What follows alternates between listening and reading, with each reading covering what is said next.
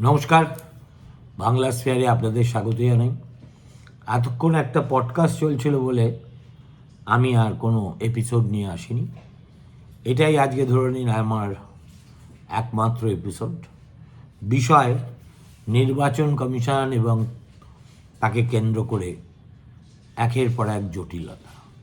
সবচেয়ে আশ্চর্য বিষয় হলো যে 10 জন সিনিয়র ব্যুরোক্র্যাটকে সুপারসিড করে মমতা বন্দ্যোপাধ্যায় একজন বাঙালি এবং তদুপরি নারী, এই দুয়ের সংমিশ্রণ আছে এমন একজন ব্যক্তিকে রাজ্যের মুখ্য সচিব করলেন, যার নাম নন্দিনী চক্রবর্তী। অথচ যেই নির্বাচন কমিশন তাকে তলব করল, তখন তিনি আর দিদির এই যে স্নেহ, অনুকম্পা বলুন বা পক্ষপাতিত্ব বলুন, তার প্রতি কিন্তু আর অবিচল থাকতে পারলেন না। তিনি মুখ্য নির্বাচন কমিশনার জ্ঞানেশ কুমারকে বলে এলেন যে দেখুন, আমি তো চাই আপনারা যে নির্দেশই দেন না কেন সেটা অক্ষরে অক্ষরে পালন করতে, কিন্তু আমার তো হাত পা বাঁধা। চিফ মিনিস্টার যদি রাজি না হন তাহলে আমি কিভাবে এ কাজ করতে পারি? জ্ঞানেশ কুমার নিজেই সারা জীবন আমলা ছিলেন, অতএব চিফ মিনিস্টারের ইচ্ছেকে অমান্য করে কোনো আমলার পক্ষেই যে কিছু করা সম্ভব নয় সেটা তিনি বোঝেন। কিন্তু এরপরে নন্দিনী চক্রবর্তী আরেকটু এগিয়ে গিয়ে বলেছেন যে এই তো আর কয়েকদিন পরেই আপনারা নির্বাচনী বিধি চালু করে দেবেন, তখন আপনি যেসব নির্দেশ পাঠাবেন সেগুলো আমি একেবারে অক্ষরে অক্ষরে পালন করি কিনা আপনারা সেটা দেখে নেবেন। অর্থাৎ এই হচ্ছে কুইন্টেসেন্সিয়াল আমলা, বরের ঘরের মাসি আর কনের ঘরের পিসি। দিদিমণি যখন বলবেন নন্দিনী এর বাইরে একটা কাজও যেন না হয়, না ম্যাডাম, হবে না। আবার যখন নির্বাচন কমিশনের তলব পেয়ে দিল্লি যাবেন, তখন বলবেন sir, I am circumscribed by the wishes of our CM, but I will do your bidding as and when you take charge of the situation and administration.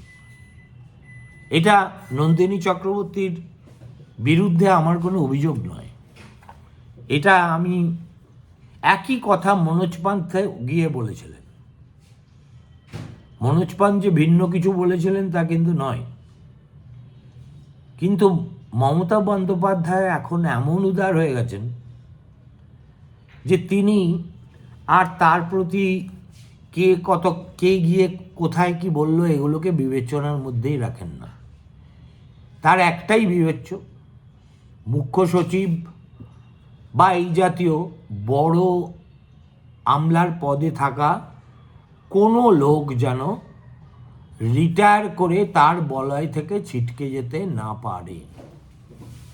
কেননা তিনি সারাক্ষণ ধরে একটা ভয়ের মধ্যে থাকেন যে এদের যদি আমি প্রচুর টাকা পয়সা দিয়ে তোষামত করে কখনো অ্যাডভাইজার, কখনো একটা গালভরা ডেজিগনেশন যার কোনো সাংবিধানিক বৈধতাই নেই ইত্যাদি দিয়ে না রাখি, তাহলে এরা যদি বাইরে গিয়ে ঝোলা থেকে কোনো না কোনো বেড়াল বাদ দিয়ে দেয়।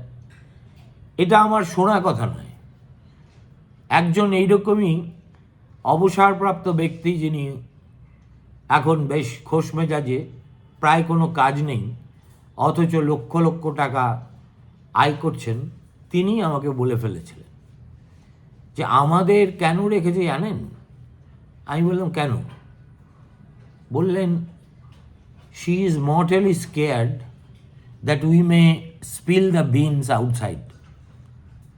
ভেবে দেখুন, অন্যায়ের মাথায় চূড়মণি হয়ে বসে থাকলে কত দিক সামলাতে হয়। আমলারা যেই আমলাদের দিয়ে তিনি তাদের কার্যকালের সময় অসংখ্য অন্যায় কাজ করিয়ে নিয়ে থাকেন, সেগুলোকে চাপা দেওয়ার জন্য আবার পরবর্তীকালে তাদের রক্ষা করতে হয়। আর এইভাবে চলতে থাকলে 15 বছরে যদি জনা 15 অ্যাডভাইজার হয়ে থাকে, তাহলে আরও 5 বছর যদি মমতা বন্দ্যোপাধ্যায় থাকেন, তাহলে কল্পনা করে দেখুন আরও কতজন অ্যাডভাইজার হয়েই থেকে যাবেন তার বলয়ে। এবং এইসব মানুষকে রাখার জন্য হয় তাদেরকে কাজে ব্যবহার করুন, এমন কাজ যেটা ডিমনস্ট্রেবলি আমরা দেখতে পাই, নতুবা এই যে টাকা, আপনি যে সরকারের টাকা, আমাদের করদাতার টাকা, জিএসটি থেকে প্রাপ্ত টাকা, সেন্টার থেকে ডেভলিউশন হয়ে আসা টাকা, আমাদের রাজ্যে যারা মদ্যপান করে তাদের মদ্যপানের সুযোগ নিয়ে কাঁড়ি কাঁড়ি টাকা, এবং সর্বোপরি ঋণের টাকা নিয়ে আপনি এই যে রাজ্য চালান, সেটাকে আপনি এমন খোলামকুচি এবং নিজস্ব ব্যক্তিগত সম্পদ বলে মনে করেন যে you are reckless in the spending, except when it comes to the question of giving DA legitimate to your own employees. এমনকি সুপ্রিম কোর্ট বলে দেওয়ার পরেও আপনি এটাকে সাবজুডিস বলে দেখে দিয়েছেন, এবং বোঝাই যাচ্ছে যে আপনার মতলব হলো যেহেতু আইনের প্রভিশন আছে, অতএব প্রথমে একটা রিভিশন পিটিশন ঠুকে দেওয়া, এবং সেই রিভিশন পিটিশন দেখিয়ে ঠিক যেমন এই চাকরি খোয়ানো ছাত্রছাত্রীদের ক্ষেত্রে আপনাদের স্ট্র্যাটেজি ছিল, আপনাদের কুশিক্ষামন্ত্রী বসে বসে বলতেন যে আমরা তো রিভিউ পিটিশন করেছি, দেখা যাক তার ফল কী হয়। আর রিভিউ পিটিশনও যদি চলে যায় ওয়েস্ট পেপার বাস্কেটে, তাহলে আপনারা আবার কিউরেটিভ পিটিশন দেবেন, এবং এর জন্যে যা প্রস্তুতি নেওয়ার নবান্ন ইতিমধ্যেই নিতে শুরু করেছে বলে আমার বক্তব্য, আমার খবর। কিউরেটিভ পিটিশন বস্তুটা কি না, আপনারা বলবেন যে এই যে কমিটি হুজুর আপনি তৈরি করে দিয়েছেন, এর মধ্যে পশ্চিমবঙ্গ সরকারের কোনো প্রতিনিধি নেই, সুতরাং দয়া করে একজন পশ্চিমবঙ্গের প্রতিনিধিকে অন্তত এই কমিটিতে জায়গা দিন। দেখুন, দুর্জনের ছলের অভাব হয় না, এবং আপনি কি প্রকৃতির দুর্জন সেটা বাংলার মানুষ এখন শুধু হাড়ে হাড়ে নয়, মজ্জায় মজ্জায়, প্রতিটি তাদের শিরায় উপশিরায় বুঝতে পেরে গেছে। এখন আপনি যেদিনকে এই ডিএর সুপ্রিম কোর্ট ঘোষণা করেছিল, আমি সেদিনই একটা ভিডিও করে তার হেডলাইন দিয়েছিলাম, মুখ্যমন্ত্রী কিছুতেই ডিএ দেবেন না। আজ 7 দিন অতিক্রান্ত হয়ে গেছে, এদিকে দেখলাম জাভেদ শামীম নাকি ওই ফিরদৌস শামীম নাকি, আমার নামটা ঠিক মনে থাকে না, কিছু মনে করবেন না, তিনি আদালত অবমাননার 2টো নোটিশ পাঠিয়েছেন রাজ্যের মুখ্য সচিব এবং ওই অর্থ সচিবকে। দেখুন, এগুলো সব তাৎক্ষণিক প্রচারের জন্য খুব ভালো ব্যাপার।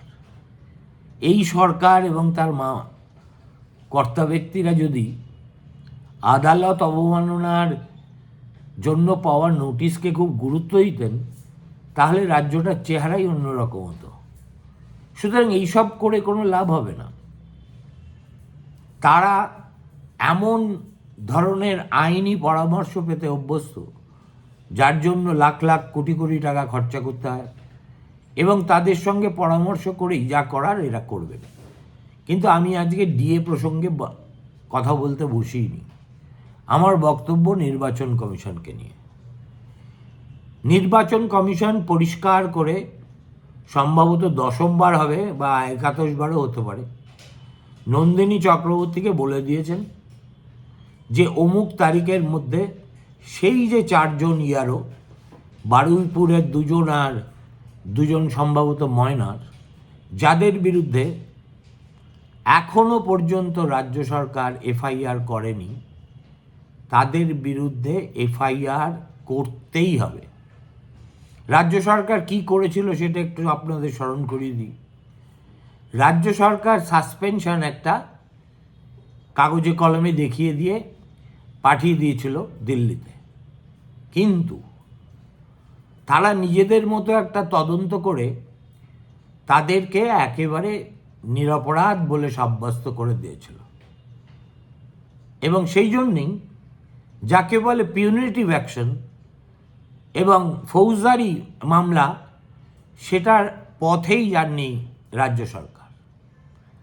এবং তার অনেক দিন পরে নির্বাচন কমিশন একবার মনে করিয়ে দিয়েছিলেন, কিন্তু তাতেও চিড়ে ভেজেনি।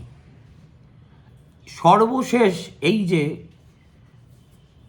হুমকি বা নির্দেশ, যেভাবেই দেখুন না কেন, তার তাহলে বিশেষ তাৎপর্য কী? তাৎপর্যটা হলো গতকাল মুখ্য নির্বাচন কমিশনার তার ভিডিও কনফারেন্সে পরিষ্কার করে বলে দিয়েছেন যে রাজ্য সরকার শাস্তিমূলক ব্যবস্থা নিতে অস্বীকার করলে বা গড়িমসি করলে আমরা নিজেরা সেই ব্যবস্থা নিতে পারি। 2000 সালে সুপ্রিম কোর্টের, আজ থেকে 26 বছর আগে সুপ্রিম কোর্টের একটা মামলার রায়ে এ ব্যাপারে সুস্পষ্ট ক্ষমতা এবং নির্দেশ দেওয়া হয়েছিল নির্বাচন কমিশনকে। কচিত কদাচিৎ নির্বাচন কমিশন এটা প্রয়োগ করে, কেননা পশ্চিমবঙ্গের মতো বেয়াদব রাজ্যের সঙ্গে তাদের সচরাচর ডিল করতে হয় না।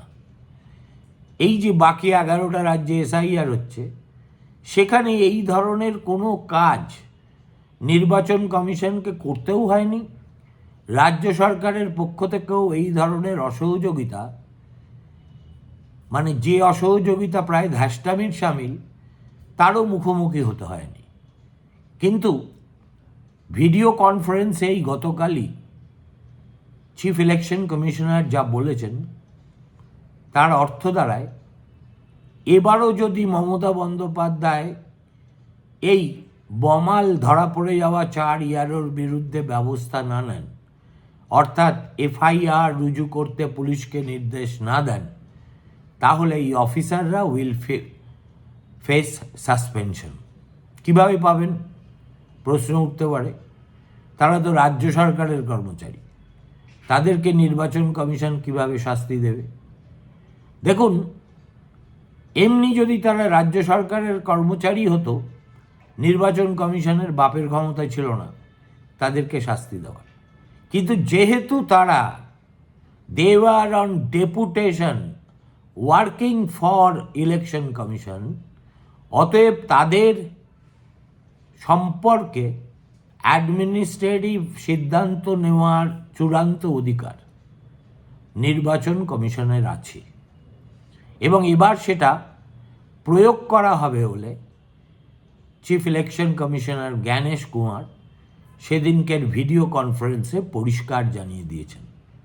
অতএব আমরা ধরে নিতে পারি, শুভেন্দু যেমন বলেছেন অ্যাডভাইস অনেক হয়েছে, এবার একটু অ্যাকশান দেখান, সেই অ্যাকশান মোডে নির্বাচন কমিশন চলে গেলেও যেতে পারে। এরপরে রইল 8505-এর গল্প। দেখুন, এর মধ্যে অন্তত 400 জন সরকারি অফিসারের নাম রাজ্য সরকার পাঠিয়েছে, যারা ইতিমধ্যে এই ইয়ারোর কাজ করছে। আসলে তড়িঘড়ি করে একটা জোড়াতালি করে তো একটা নামের লিস্ট পাঠানো হয়েছে, যেখানে একদিকে যেমন গ্রুপ বির ডেফিনিশনটা মমতা বন্দ্যোপাধ্যায়ের সরকার যেভাবে চেয়েছেন সেভাবে তারা ডিটারমিন করেছেন, অন্যদিকে তেমনি যারা ইতিমধ্যেই কর্মরত, রিকুইজিশন এবং ডুইং দেয়ার জব, তাদেরকেও নতুন তালিকায় অন্তর্ভুক্ত করে দেওয়া হয়েছে। আইদার এটা খুব ডেলিবারেটলি করা হয়েছে, অর থ্রু নেগলিজেন্স করা হয়েছে। যে কারণেই করা হোক না কেন, একটা রাজ্য সরকার কতখানি অপদার্থ হলে এই ধরনের কাজ করতে পারে সেটা আপনারাই ভেবে দেখুন। তারপরে গতকাল পর্যন্ত আমি যে খবর পেয়েছি, মাত্র ৮,৫০৫ জনের মধ্যে ৬,৩০০ জন রিপোর্ট করেছেন। তার মানে ৭,৩০০, ৮,৩০০, প্রায় ১,৭৫০ জন মতো রিপোর্টই করেননি। হয়তো আজকে তারা তাদের মধ্যে একটা অংশ করবেন, তাহলেও দেখা যাবে কয়েকশো সরকারি অফিসার নির্বাচন কমিশনের কাজে রিপোর্টই করলেন না। তাহলে রাজ্য সরকার এদের নাম পাঠালেন কেন? আর নাম পাঠানোর পরেও যদি এরা ইলেকশন কমিশনের ডিউটিতে রিপোর্ট না করেন, তাহলে রাজ্য সরকার কি এদের বিরুদ্ধে কোনো ব্যবস্থা নেবেন? Not for disobeying election commission's order, but their own order. সুতরাং ঘেঁটে ঘ হয়ে যাওয়া বলতে যেটা বোঝায়, একেবারে সেই অবস্থা হয়েছে এই সো কল্ড গ্রুপ বি অফিসারদের কেন্দ্র করে। আর তারা এখন এসে এই শেষ প্রহরে প্রশিক্ষণপ্রাপ্ত হয়ে কাজে যোগ দিয়েই বা কী করবেন সেটাও কেউ বুঝে উঠতে পারছে না। কেননা নাম লেখালেই তো আর কালকে থেকে তাদেরকে কাজে নামানো যাবে না। এই কাজটা একটা স্পেশালাইজ কাজ, তার জন্যে জরুরি খুব ভালোভাবে প্রশিক্ষণ। সেটা দিতে দিন দুয়েক তিনেক সময় লাগবে। তারপর তাদের আইডি, তাদের ব্যাজ, তারপরে নানা রকম প্যারাফার্নালিয়া আছে before one can be introduced to this system. এবং মাইক্রো অবজারভারদের মতো এদের কাজও হবে অ্যাকচুয়ালি এই ভুল ত্রুটি আছে কি না এগুলো ভালো করে দেখা।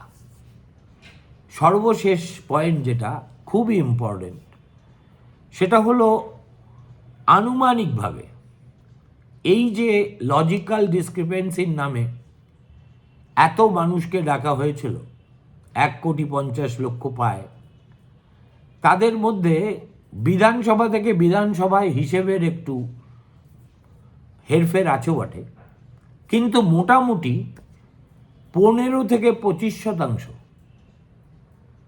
তারা আজে বাজে ডকুমেন্ট দিয়েছেন এবং এইআরও এবং ইআরওরা সেগুলোকে র্যাটিফাই করে ভ্যালিড বলে আপলোড করে দিয়েছেন। 1,50,00,000-এর 10% হয় 15 লাখ, 15% হয় কত? 22.5 লাখ না কত হয়? আর যদি 25% হয়, আমি ওই ফিগারটার মধ্যে যাচ্ছি না, কারণ এক্স্যাক্ট ফিগার তো কেউ জানে না। কিন্তু গড়ে যদি আমি ধরে নিই সর্বনিম্ন 15% হয়ে থাকে, তাহলে জ্ঞানেশ কুমার ভিডিও কনফারেন্সে যে অর্ডার দিয়েছেন তার মোদ্দা কথা হলো যে আগামী 17 তারিখের মধ্যে এইসব আজে বাজে ডকুমেন্ট দিয়ে যারা আপলোডেড হয়েছেন এবং ইআরও এবং এইআরওরা ভেরিফাই করেছেন, তাদের সবাইকে উকুন বাছাই করার মতো বাদ দিয়ে নির্বাচনের এই যে তালিকা সেটা শুদ্ধিকরণ করতে হবে। এবং সেই দায়টা চেপেছে আমাদের রাজ্যের প্রতিটি জেলা শাসকের উপর। অতএব এখানেও একটা অদ্ভুত ধরনের জটিলতা তৈরি হয়েছে। এত অল্প সময়ের মধ্যে জেলা শাসকরাই বা কী করে এত, তাদের প্রত্যেকটা এক একটা জেলায় তো অনেকগুলো করে নির্বাচনী কেন্দ্র, প্রতিটা নির্বাচনী কেন্দ্রের একাধিক পার্ট, তার মধ্যে কারা কারা ফলস ডকুমেন্ট বা ইরেলিভেন্ট ডকুমেন্ট আপলোড করেছেন সেই হিসেব তো চট করে বের করা কঠিন। সুতরাং নির্বাচন কমিশন বললেই যে কাজটা সুচারুভাবে আগামী সোমবারের মধ্যে করে ফেলা সম্ভব, এটা কোনো যুক্তিগ্রাহ্য ব্যাখ্যা হতেই পারে না। তারপরে 14 তারিখ আজ শেষ হয়েছে শুনানি পর্ব। চূড়ান্ত ভোটার লিস্ট প্রকাশিত হওয়ার কথা 28শে ফেব্রুয়ারি, কিন্তু এই 14 দিনে এত বিপুল সংখ্যক ভোটারের যেটাকে বলে স্ক্রুটিনি করা, হুইচ ইজ দ্য আলটিমেট পর্ব, তো চূড়ান্ত ভোটার লিস্ট বেরোনোর আগে, সেটা কি করে সম্ভব সেটা আমার মাথাতেও ঢুকছে না। নির্বাচন কমিশনের যারা ভারপ্রাপ্ত তাদেরও অনেকের মাথায় ঢুকছে না। তারা মনে করছেন যে ইফ দে আর রাশড, তাহলে প্রচুর হাউলার মানে গণ্ডগোল নিয়ে চূড়ান্ত ভোটার তালিকা প্রকাশিত হয়ে যাবে, যেটা বর্তমান পরিস্থিতিতে একটা সেলফ গোলের মতো বলে মনে হতে পারে। এখন তাহলে হবেটা কি? আমি যা কথা বলে বুঝলাম, দিন 4-5 এইভাবে চলার পরে, কেননা এবার চূড়ান্ত নথিপত্র দেখার দায় তো অবজারভারদের উপর ন্যস্ত হয়েছে, এবং তারা অধিকাংশই এসেছেন কেন্দ্রীয় সরকারের বিভিন্ন দপ্তর থেকে। তারা যদি দেখেন যে সত্যি 28 তারিখের মধ্যে একটা চূড়ান্ত ভোটার তালিকা সব কিছু সংশোধন করে প্রকাশ করা সম্ভব নয়, তাহলে তারা সে কথা নিশ্চয়ই নির্বাচন কমিশনকে জানাবেন, এবং তাঁরা জানালে নির্বাচন কমিশনের সামনে আর কোনো উপায় থাকবে না চূড়ান্ত ভোটার তালিকা প্রকাশের দিন আরও বেশ কিছুটা পিছিয়ে দেওয়া ছাড়া। দেখা যাক কোথাকার জল কোথায় গড়ায়। নমস্কার, ভালো থাকবেন, শুভরাত্রি।